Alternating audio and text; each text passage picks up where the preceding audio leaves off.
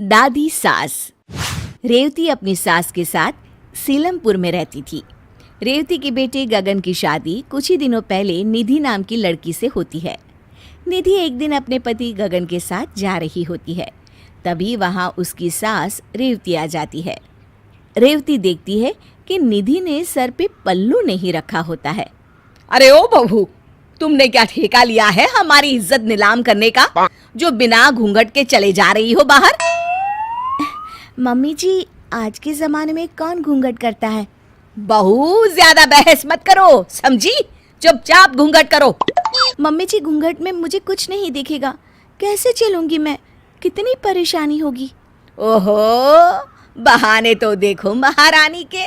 ठीक है, परेशानी होगी तो कोई जरूरत नहीं है बाहर जाने की, चुपचाप घर पर बैठ जाओ।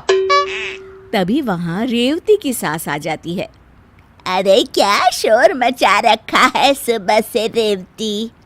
देखिए ना सासू माँ, बहू घर से बाहर जा रही है और घूंघट नहीं कर रही है। तो क्या हो गया, घूंघट नहीं कर रही है तो? और वैसे भी रेवती, अब जमाना बदल गया है और जमाने के साथ हमें भी बदल जाना चाहिए। जमाना बदल जाने से परंपराएं थोड़ी ना बदल जाती हैं सासू माँ। मैं जब आई थी, मैं भी तो हर वक्त घूंघट में रहती थी ना। हाँ, वो तो मैं भी रहती थी अपनी सास के आगे घूंघट में। तुम तो बस कहीं बाहर जाते हुए घूंघट करती थी। मैं तो खाना बनाते हुए भी घूंघट में ही रहती थी। पता है कितनी तकलीफ होती थी।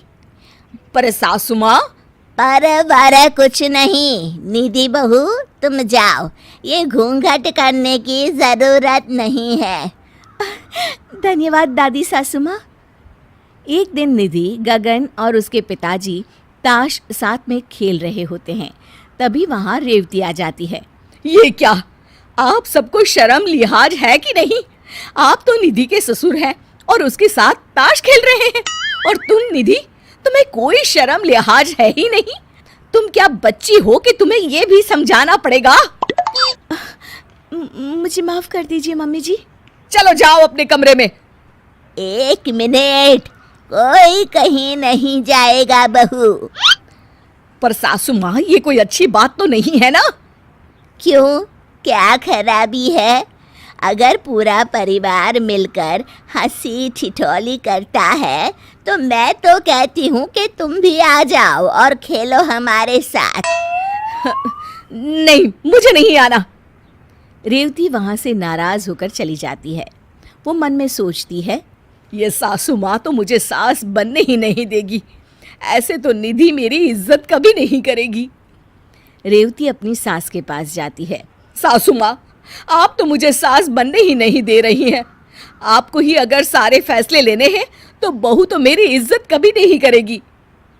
दादी सास बड़ी ही शांति से मुस्कुराकर जवाब देती हैं। ठीक है बहू, तू आज से सास बन जा अपनी बहू की। मैं कुछ नहीं कहूँगी आज से, ठीक है? रेवती ये सुनकर खुश हो जाती है और निधि के पास जाती है।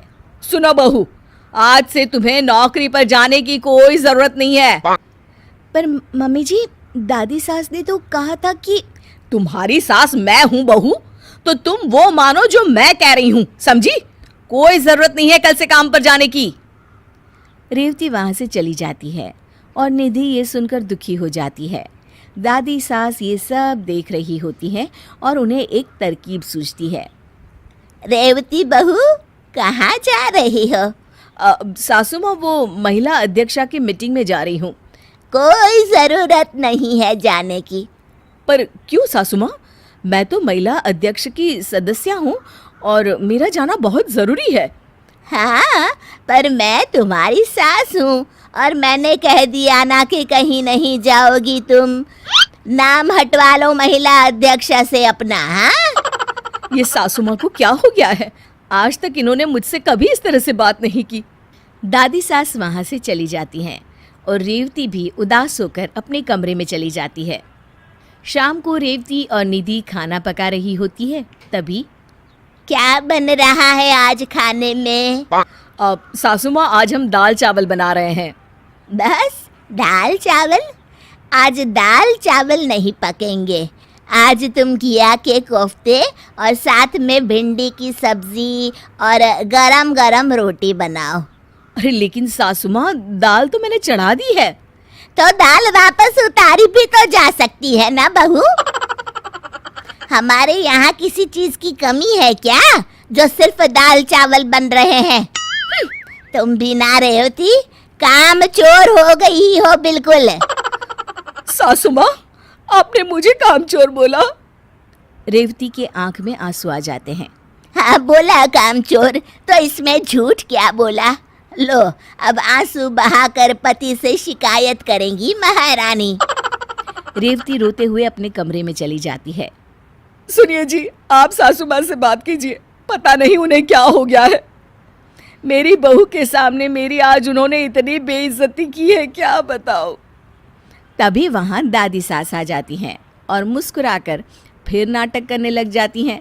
लो और सुनो, देखा सच कहा था ना मैंने कि मेरे बेटे से शिकायत करने जाएगी।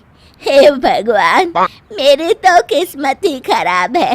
ये दिन भी देखना पड़ेगा, मैंने तो सोचा ही नहीं था। तभी रेवती कमरे से बाहर आ जाती है। सासू माँ, आपको क्या हो गया है? आप ऐसे क्यों बर्ताव कर रही हैं मेरे साथ? क्यों, मुझे क्या होगा? हुआ तो तुझे है बहू रानी, जो मेरी शिकायत कर रही थी मेरे बेटे से। ऐसी उम्मीद ना थी तुझसे। हाँ सासू माँ, मैं शिकायत नहीं कर रही थी, पर आप ऐसे बर्ताव कर रही है तो। अरे तेरी ही बातों पर अमल कर रही हूँ बहू। मेरी बातों पर? मैंने क्या कहा था आपको? क्यों, तू बोली नहीं थी कि मुझे अपनी बहू की सास बनना है और उसके लिए हर फैसला लेना है?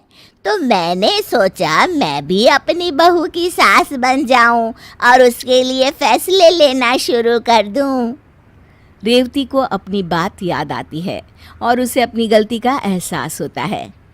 अपनी आज़ादी सबको प्यारी होती है बहू। मैंने कभी तेरे साथ कोई ऐसा बर्ताव नहीं किया जिससे तुझे कोई दुख हो, पर तू सास बनकर अपनी बहू पर हुक्म चलाना चाहती है और खुद तेरे साथ वैसा सुलूक हुआ तो रोने लगी। आप ठीक कह रही हैं सासू माँ, मुझसे गलती हो गई। मैं अपनी बहू को बेटी बनाकर रखूंगी, जैसे आपने मुझे बेटी बनाकर रखा है।